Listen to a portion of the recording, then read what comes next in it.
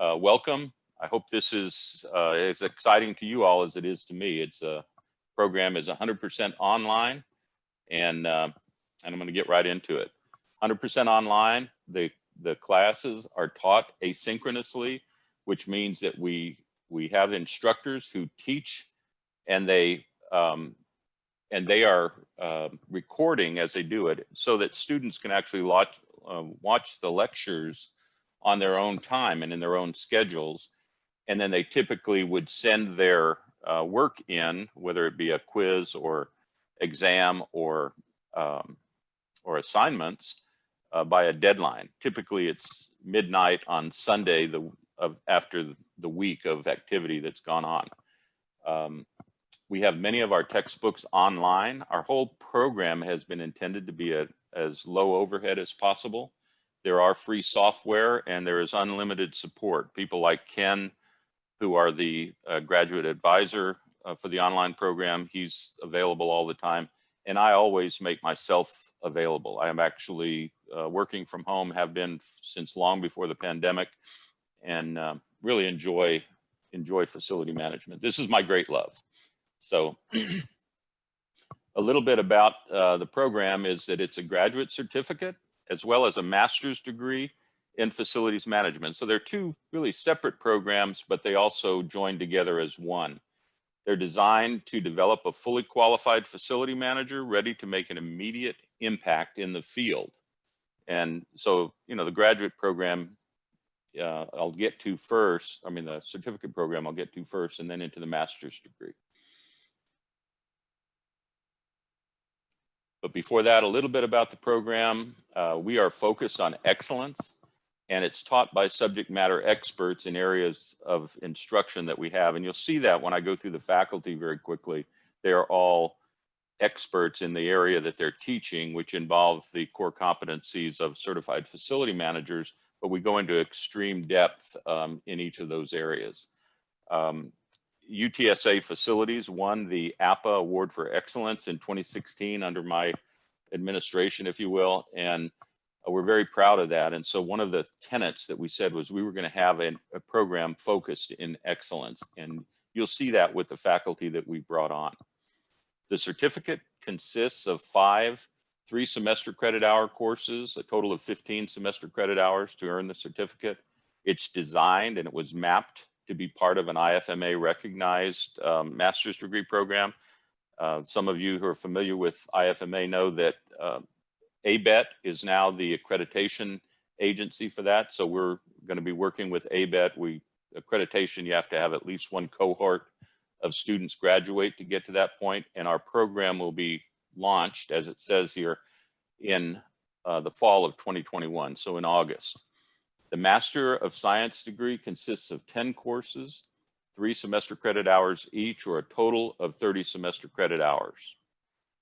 There are the 5 certificate courses actually represent half of the curriculum for the Master of Science, and they are accepted for credit towards the master's degree. So if someone wanted to get a jump on the program, they could actually start in the summer, it'd still be part of the certificate program, but they could start, and those classes will be counted towards the master's degree. Some of the program features are they're offered in 2 8-week terms per semester. We're very excited about this because what it allows students to do is to take one course at a time. So they take them back to back in the 8-week semesters, and they can focus on one course at a time, but still complete 2 courses in a semester if they choose. We find this is very helpful to practicing facility managers, whether they be civilian or military, but people who are working find this to be a very appealing situation. Then we also have 1 8-week session in the summertime. As I said earlier, we're trying to keep our overhead low and our costs reasonable. That's why we try to go with online textbooks through our digital library. That UTSA had the first technical digital library in the country, and so we have a lot of books that are online. The cost of the program, which many of you have asked about, is $550 per semester credit hour.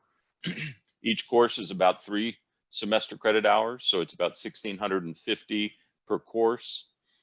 There is a program that we've partnered with APA and IFMA and have member tuition discounts of 10%, so that per semester credit hour goes down to about $495 per semester credit hour. We also have partnered with APA on a discounted price for the Certified Education Facilities Professional, the CEFP credential, which they offer for the same price that they give it to Canadian and American military.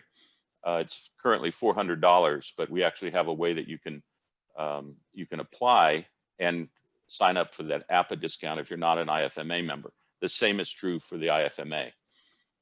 The program has been approved by the Texas Veterans Commission, so vets can use their post 9/11 GI Bill for tuition and for the cost of the program. We find that's very appealing to many of our veteran and also active duty military members who are interested.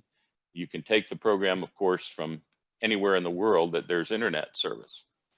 A little bit about facility management for those of you that are not, let's say, practicing facility managers, but maybe in engineering, architecture, etc. Facility management is a $1.1 trillion industry worldwide, and there are 25 million facility managers in the world. 50% of those, like I was doing in 2019, will be retiring in the next 5 to 15 years. So there are a lot of opportunities for jobs. We found that I think California is the state with the highest number of jobs, but Texas is right behind that. And we have an expectation that there will be a 20% increase in the number of jobs just in Texas. So it's an incredible field where a lot of folks are leaving. The field is growing, and there will be a lot of opportunities for people. These next slides I actually got from Diane Levine, who is the executive director for the IFMA Foundation. It's on facility management, and so this may seem rudimentary to some of you, but it does give a good idea of what is facility management for those that aren't as familiar. It's someone who supports people in the places where they live and work. We maintain and improve the quality of life in the built environment, and we manage systems, processes, integrating people, place, and technology. So it's a pretty broad field. That's a pretty broad description of what we do. Facilities management includes project management, real estate and property management, operations and maintenance, environment and sustainability, security and emergency preparedness, finance and business, strategy and leadership, human resources, and communications and information technology. Some of you as CFMs will know that there are 11 core competencies, and if you're playing from home, this only shows 10. The one that's not there is performance and quality, which we build into our entire program, and the focus is on quality and excellence. So it's pretty exciting for us to include those.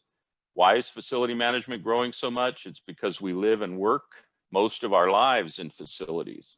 And the environments are built by humans all over the world, and people do it differently, but they still have the same problems of dealing with how do you live in those facilities.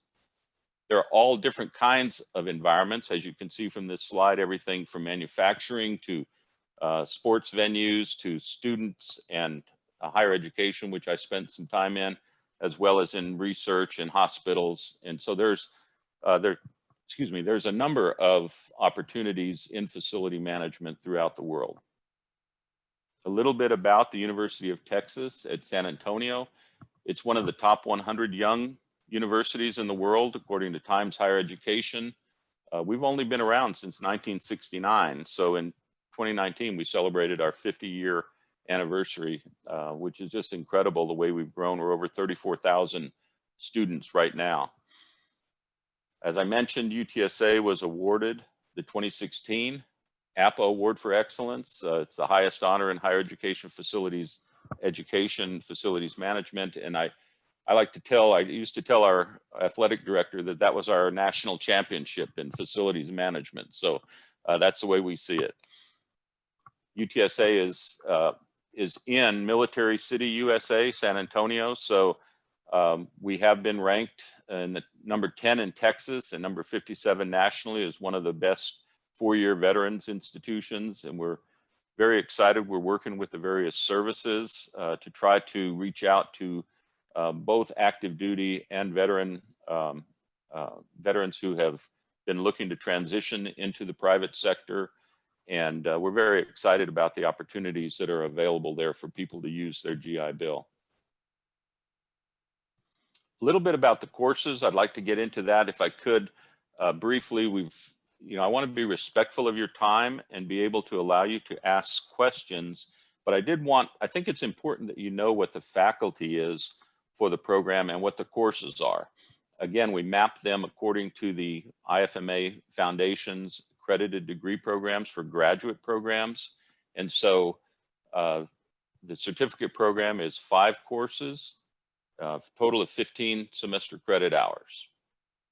The first course we consider is kind of an introductory course. It's Facility Management Professional Trends, taught by Michael Knoll, who is a licensed real estate broker, and he's a vice president for Aqua Investment Group, and he manages over 1 million square feet of office product. So he has a background in real estate, and he's been, he's got 25 years of experience in leasing management and brokerage of commercial real estate. So we're very happy to have him. He's also taught for 10 years in what was our facility management minor program in the College of Business Real Estate at UTSA.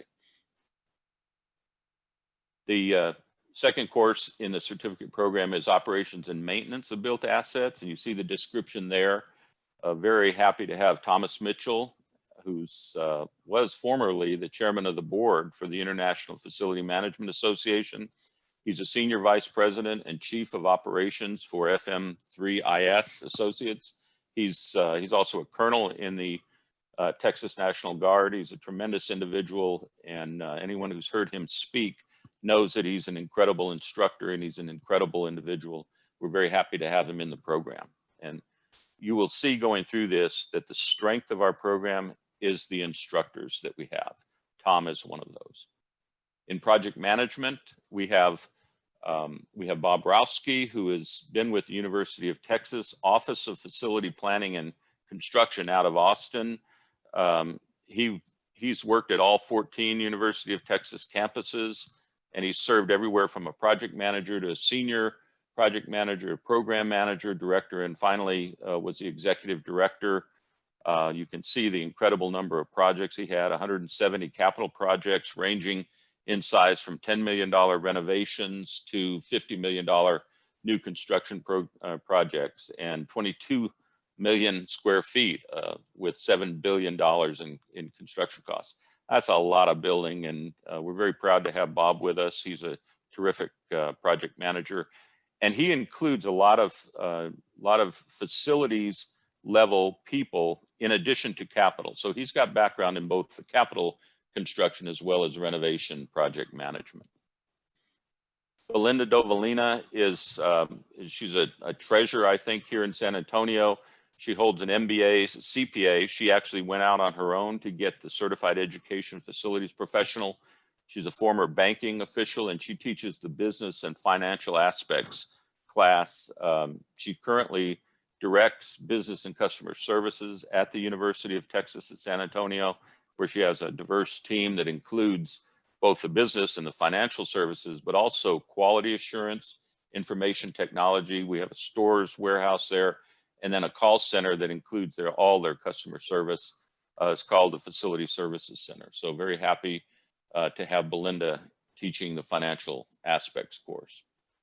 This guy you've seen before, you're seeing him now actually. So I teach the Leadership and Strategy course. That's a particular love of mine, strategic planning as well as leadership. I've been doing this for 40 years, as I said earlier, and I won't go through all the background I had before, but I'm also a consultant. I'm a partner in a facility management consulting firm, FMXL, where we look at organizations and trying to help them to reach excellence. So anyway, just wanted to mention that. But in my spare time, I teach for the university. The Master of Science in Facilities Management is 10 courses, and it includes the 5 FM certificate courses. So you get the certificate, you're halfway through the program. And the total is 30 semester credit hours to get the master's degree. And that includes energy utilities and environmental stewardship. Maylani May has been the director of sustainability at UTSA since 2019, but she's been a senior environmental planner both for the government at Brooks City Base in San Antonio, but also as a senior environmental planner, real estate planner for UT San Antonio. She's also incredibly gifted in terms of development of GIS. She built a GIS system from scratch because there was no other option at that time. She's also holds a master's degree in environmental science and is a doctoral candidate currently at the Department of Environmental Engineering at UTSA. Very happy to have Lonnie on our team as well. Karen Alberian teaches our human resources program, and you can see she's got 30 years of experience in human resources. She's currently the manager for human resources at CDS Muri, which is here in San Antonio. It's a civil engineering firm. And she's worked at various industries, including SeaWorld. She has been teaching for 16 years and is a certified senior human resources professional. She's also been a board member of the San Antonio Human Resources Management Association and Christian Seniors Services. So she's been very well credentialed, and we're very proud to have her on our team as well. This is going to sound interesting because we're with the University of Texas, and one of our professors is Dr. Sarah Levy, who some of you may know, who is a professor in the Department of Construction Sciences at Texas A&M University. So we do have a very nice cross relationship with Texas A&M. We're trying to have people like Dr. Levy as our talented instructors. He's teaching the quality, productivity, and technology class. His specialties are in healthcare and education sectors, but also life cycle cost techniques, performance indicators, performance management. And he's very well written. He's got over 100 published papers in peer-reviewed journals, and then he serves as the co-editor for Facilities, a top international journal in facilities management. And he's currently the president of the Healthcare Council of the IFMA. So some of you may have known him from that. Very proud also of Dr. Lorenzo Sanchez, is a certified emergency manager and certified business continuity professional. The title of this class is Ungodly. It's environmental health, safety, risk management, and business continuity in facilities management. But he is an extremely talented director of emergency management for the University of Texas at San Antonio. He's an award-winning risk management and environmental health and emergency management professional. He's also held multiple positions both in the city of San Antonio, Miami-Dade County, URS Corporation, and with the city of Austin. So he's a talented individual. We're very pleased to have him. And he also teaches online courses and has for many years. Again, you see this guy, I only put myself there because the last course of the 10 is a graduate capstone project, and it's about solving, solving problems in facility management that are real to our students. And so I'm very excited about the way we've set this up and looking forward to our first graduate to come through, hopefully in the spring and maybe early summer. Our program is about 2 years, but we have had one individual who started very early, and she's doing very well. So I hope that gives you a pretty good idea of what the program is about. And next I'll turn it back over to Maria so she can talk about admissions and how people would get admitted to the program. And then we'll have questions and answers after that. Maria? Thank you, Dave. All right, so we're going to go over admissions now, and there's several ways to get to our application. If you want to go to the next slide, Dave.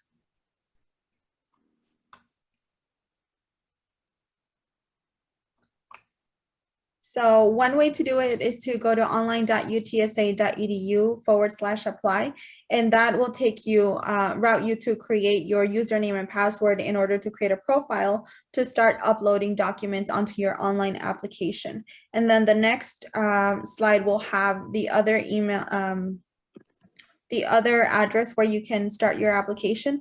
And the only difference is that one of them is through the online website and the other one is through the graduate school website. And so again, that link, graduateschool.utsa.edu, will take you to the place where you can create your account, submit your documents. Every single requirement will have a tab available for you. So when you're ready to submit unofficial transcripts, there's going to be a tab for you to be able to do that, and we can take those.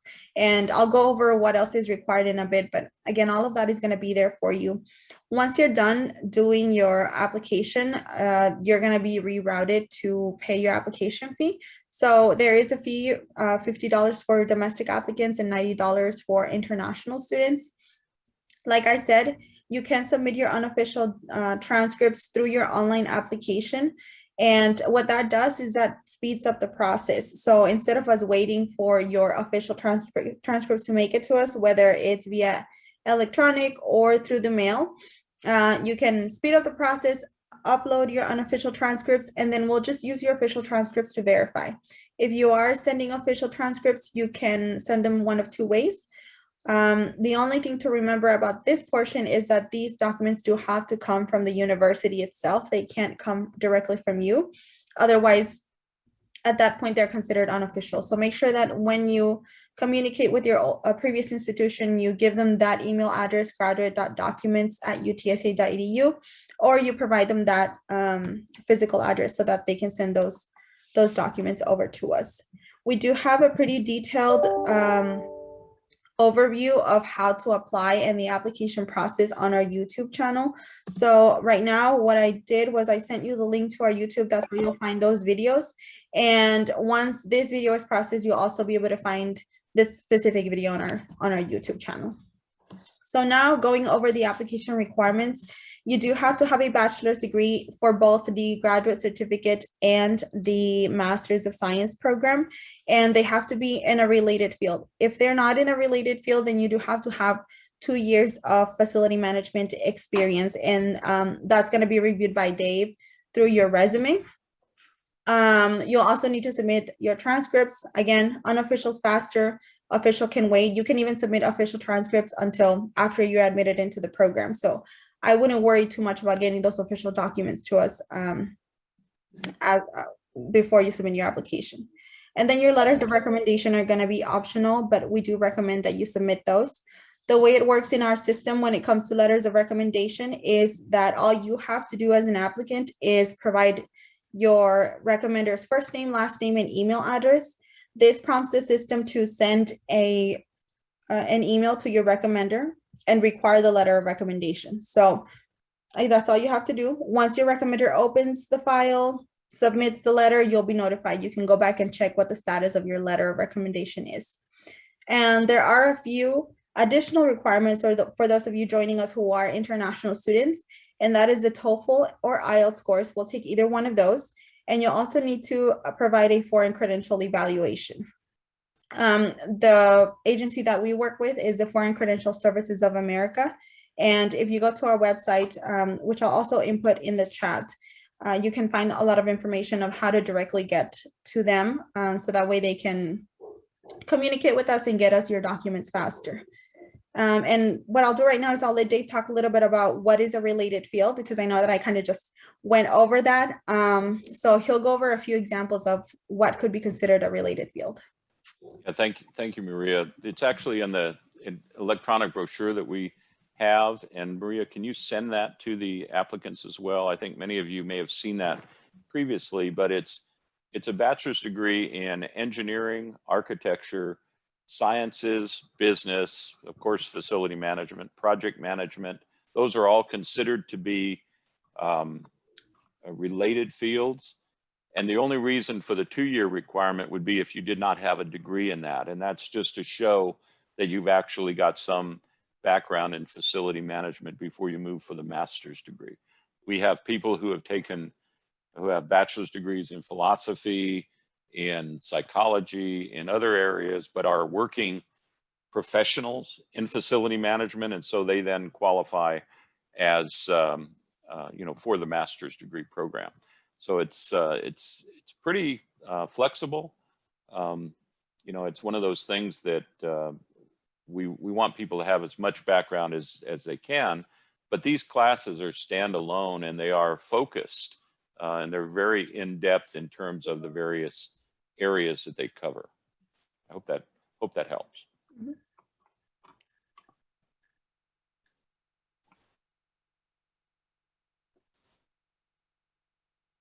All right, so when it comes to the application process, we have several deadlines because we have several terms. So if you're interested in this upcoming summer term, which is only available for the certificate, you do have to have your application in by May 15th, and that is the application submitted as well as all the documents, and unofficials count towards it. So even if, let's say, your official documents get here on May 16th, May 17th, you won't have missed the deadline as long as you have sent us your unofficial documents already. Same thing for the second 8-week term, which has a deadline of June 14th. And then you can see the rest of the deadlines for the fall term on there as well. The spring dates that you see here are tentative, and that's for the start dates. So December 15th is the kind of tentative date, just because that schedule hasn't been released. So once that's released, we'll send out an announcement to you guys with the exact dates that are available for that term. Yeah, and I just wanted to comment that this sort of illustrates the value of the 8-week programs. You actually have a different deadline for the second 8-week term in each semester than you do for the first. So people, they literally are separate terms that students can take back to back and only focus on one course at a time, which I find incredible. Now, there are going to be some students who are full-time students who will want to take more than one class in a term. There's one in the summer term, I know for sure. So, that's certainly an option for them. But working people, I think, will find it helpful to be able to take the courses back to back and be able to focus on one course at a time. Yeah, and still get it done within the same semester. Yeah, exactly, and still have two classes for the whole semester. So I'm sorry, Maria, you're up on this one. No worries.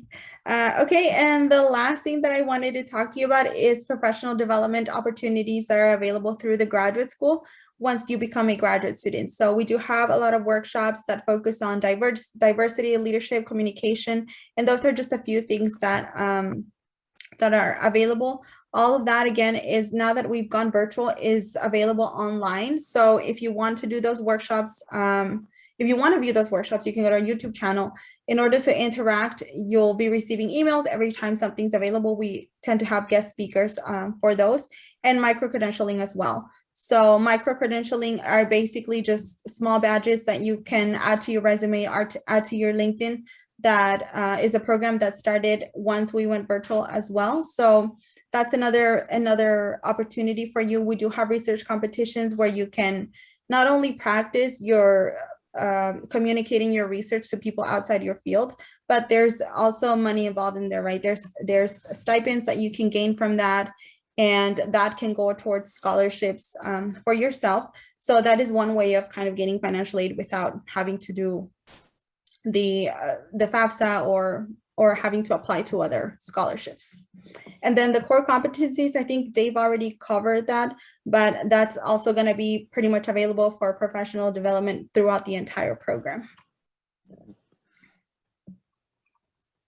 And with that, I think we're available for any questions that you may have.